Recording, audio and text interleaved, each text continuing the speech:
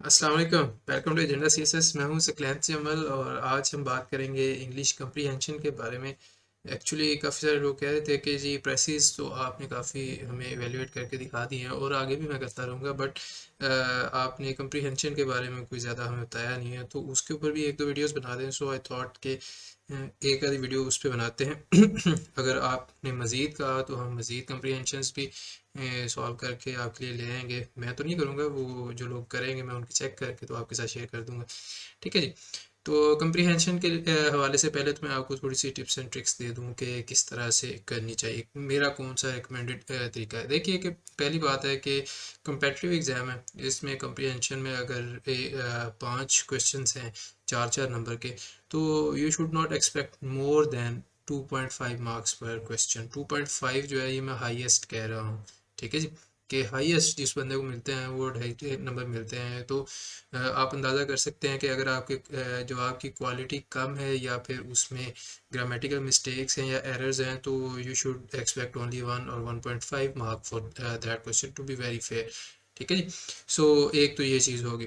दूसरी बात ये है कि कम्प्रीहेंशन बहुत ज़्यादा रीडिंग का नाम है कि आप उसको कितना अच्छा रीड कर सकते हैं, आप उसका मीनिंग कितने अच्छे तरीके से समझ सकते हैं। कुछ ऐसा भी होता है कि उसमें वर्ड्स अजीबोगरीब आ जाते हैं और फिर आपको लगता है कि ये इसका तो मुझे पता नहीं है, जो कि वो बहुत रेयर होता है, बट स्टिल ये भी एक चीज़ होती है। तो इसके लिए आपकी रीडिंग हैबिट होनी चाहिए या फिर आपको वोकेबलरी भी आती होनी चाहिए। अगली बात पे आते हैं, तो ज़्यादातर जो कम्प्रीहेंशन के क्वेश्चंस होते हैं वो एक ही ऑर्डर में चल रहे होते हैं। लाइक जो पहला क्वेश्चन है उसका आंसर आपको सबसे पहले मिल जाएगा, दूसरे का दूसरे पे, तीसरा चौथे पे। तो आपको यही एक्सपेक्ट करना चाहिए कि अगर पहला क्वेश्चन है तो मोस्ट प्रोबेबली या तो वो शुरू में दिया हुआ है या फिर मतलब वो थोड़ा सा जेनेरिक हो सकता है, लेकिन बाद वाले जो है उसके साथ ही तरतीब में बारी बारी आते जाएंगे। आपको दूसरे क्वेश्चन का आंसर जो है वो आखिरी या सेकंड लास्ट लाइन पे जाके नहीं मिलेगा। ठीक हो गया। और बहुत रेयरली होता है कि वो सारे के सारे क्वेश्चन जो है आपके ओपिनियन पे दे दी कि आपके ख्याल में ऑथर ने क्या कहा है, आपके ख्याल में इसका मौजू क्या होना चाहिए, आपके ख्याल में इसमें कौन सी 3 खूबियाँ बयान की हुई हैं। ठीक है, तो फिर आपको वो पूरे के पूरे पैसेज को अंडरस्टैंड करके ज़हन नशीन करके उसके हवाले से अपना ओपिनियन या फिर अपनी एक सोच बनानी पड़ती है, और तब जाके आप उसको कर सकते हैं। तो मेजर यही चीज़ें हैं। फिर एक और चीज़ आ जाती है कि जी लेंथ ऑफ आंसर कितनी होनी चाहिए। मैं रिकमेंड करता हूँ जी कि ऑलमोस्ट 4 to 5 लाइंस का आपका आंसर हो जाए, that is enough. 4 to 5 lines का मतलब है कि ऑलमोस्ट 25 to 27 वर्ड्स मैक्सिमम, बस इतने वर्ड्स में, या 30 वर्ड्स कर लें।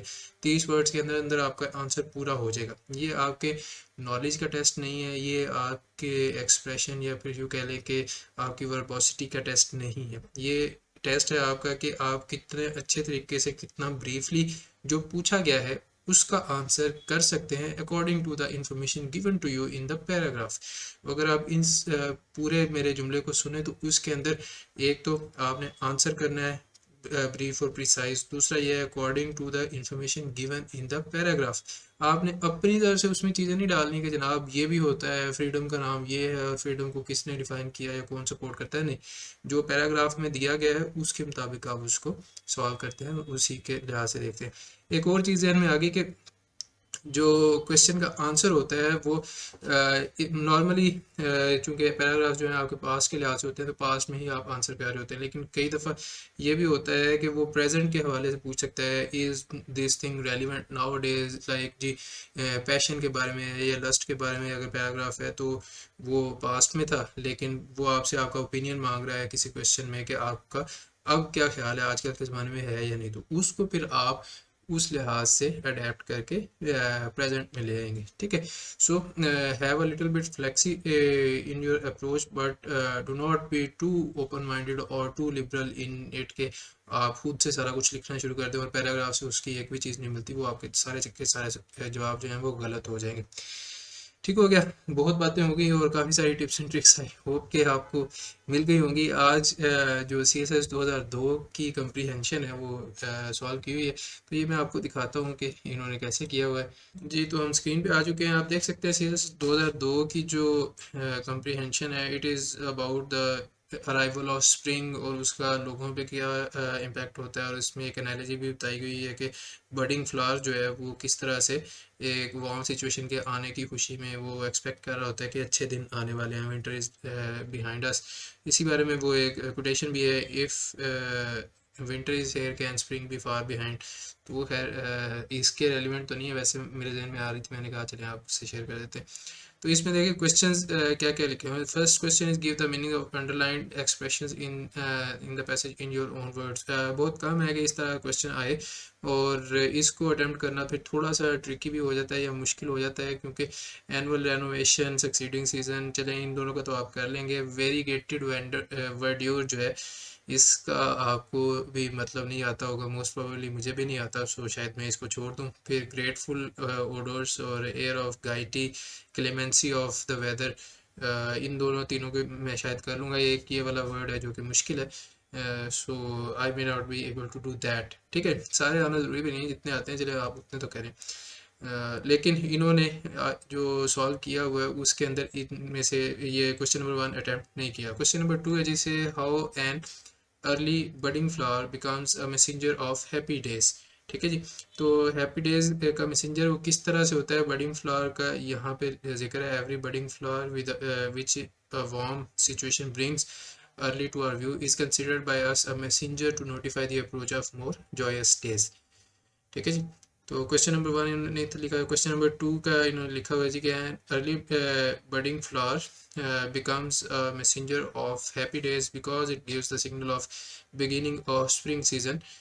When humans see early budding flower, they perceive that more joyous days will come soon। ठीक है जी, तो जिस तरह फ्लावर की ज़िंदगी में विंटर आता है तो वो उनके लिए एक मुश्किल टाइम होता है, फिर स्प्रिंग में वो सही फलते फूलते हैं, spring is the blooming season. इसी तरह ह्यूमन बीइंग्स के लिए भी है कि ह्यूमन बीइंग्स जो है सर्दी में बहुत ज़्यादा घुट के बैठ जाते हैं, या they need to cover themselves up और take cover in the houses so as to take shelter from all the cold around. लेकिन स्प्रिंग में जाके फिर उनकी हालत बेहतर हो जाती है, या फिर वो इंजॉय करने लग जाते हैं। सो इनके दरमियान में एनालॉजी है, ये मैंने वैसे साइड पे लिखा है, आंसर इनका ठीक है। आगे चलें। Who according to the writer can make the best of the spring season।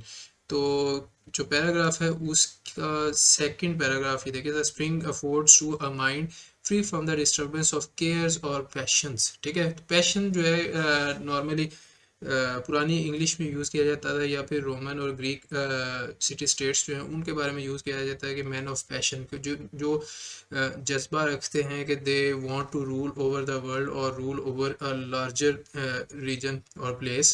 ठीक है, या who have passion for public service और मेकिंग किंगडम्स व्हाटएवर। तो इसके लिहाज से ठीक है, तो वो लोग जो है जो कि पैशन या केयर रखते हैं वो अपने कामों में बिजी होते हैं। जो इंजॉय करने वाला बंदा है या जिसने उसको सही से इंजॉय करना है स्प्रिंग को, वो कौन है, whose mind is free from the disturbance of cares or passions। Almost everything that are present state makes us capable of enjoying. जो बंदा फ्री होता है तो जितना भी हमारी प्रेजेंट स्टेट हमें अलाउ करती है कि हम इंजॉय कर लें, वो सारा कुछ उसके लिए अवेलेबल होता है। ठीक है जी, तो यहाँ पे इन्होंने आंसर क्या लिखा है जी, फ्री एंड रिलैक्स्ड, रिलैक्स नहीं relaxed mind which is free from the problems of daily life can make the best of the spring season. ठीक है, यहाँ तक तो बात आपकी ठीक है। मेरा man thinks positively and remains peaceful it can, एक तो ये है कि मैन जो है उसके साथ कभी इट नहीं आता, he can enjoy more the spring season. बात आपकी ठीक है, लेकिन देखें ये वाली चीज़ जो है उसके अंदर नहीं लिखी हुई और आपने पहले क्वेश्चन का आंसर दे दिया है, तो बस वहाँ पे बात खत्म कर दे, दैट्स इट। ठीक हो गया। Why are all animals glad at the approach of spring. सारे एनिमल्स ग्लैड या फिर खुश क्यों होते हैं कि स्प्रिंग सीजन आ गया है हमारे ऊपर।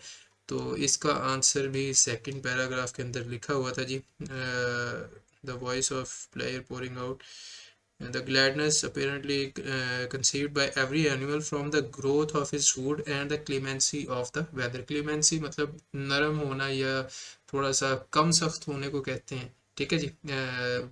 किसी चीज़ की सिचुएशन में बेहतरी आने को क्लेमेंसी कहते हैं, या रहम दिल होना, आई थिंक इस तरह का मीनिंग है इसका। तो वो इसलिए खुश होते हैं कि जी उनका चारा जो है वो ज़्यादा उगरा होता है, और फिर वेदर भी जो थोड़ा सा माइल्ड होना शुरू होता है। लेट्स सी इन्होंने क्या लिखा है। All animals are glad at the approach of spring because they find rich food, rich नहीं ना, plenty of food, rich नहीं, plenty of food and pleasurable weather in spring season. So this is okay I guess। फिर last पे जी suitable title वाला question है पांचवा। तो arrival of spring and its effects on the nature, ठीक है। Nature की बजाय अगर आप देखें तो एनिमल्स, फ्लावर्स और ह्यूमन बींग्स जो हैं सारे लिविंग बींग्स हैं। सो आई वुड रिकमेंड कि आप लिविंग बींग्स यूज़ करें।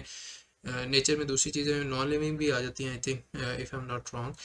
और दूसरी बात यह है कि अफेक्ट और इफ़ेक्ट के अंदर फ़र्क जान कर जियो। यह आपके पेयर ऑफ वर्ड्स में भी है। अफेक्ट जो है वो किसी को अफेक्ट करने को कहते हैं, it is a verb action. जो इफ़ेक्ट है वो एक नाउन है, ठीक है जी। इसका क्या इफ़ेक्ट है। सो इफ़ेक्ट यूज़ करें instead of affects.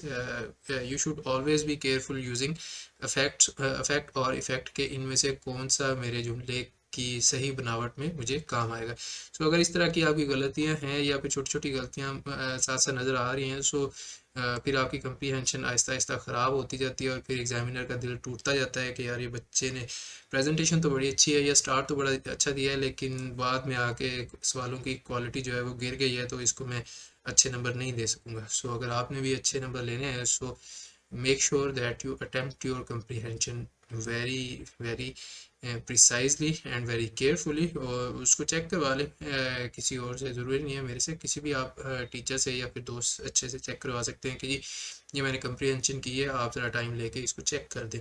So critical analysis जो है वो बहुत ज़रूरी होता है। उसके लिए आप मुझे भी ज्वाइन कर सकते हैं। ऐसे इवैल्यूएशन या प्रेस इवैल्यूएशन जो है वो आजकल चल रही है, और आप अपने दोस्तों से भी इवैल्यूएट करवा रहे हैं। बट आई होप कि this video was helpful for you, कि आप किस तरह से कंप्रीहेंशन को लेके चल सकते हैं, कितनी लेंथ ऑफ द आंसर होनी चाहिए कंप्रीहेंशन के अंदर, सवाल का जवाब किस तरह से ढूंढना चाहिए, और एंड हाउ टू राइट, या किस टेंस के अंदर आपने सवाल का जवाब लिखना है। I think I have answered most of your questions जो कि कंप्रीहेंशन के हवाले से लोगों के होते हैं, and I hope that it will be very helpful for you. Make sure you like and subscribe and share this channel and this video with your friends, and I will see you in the next video. तब तक के लिए take care. Allah Hafiz.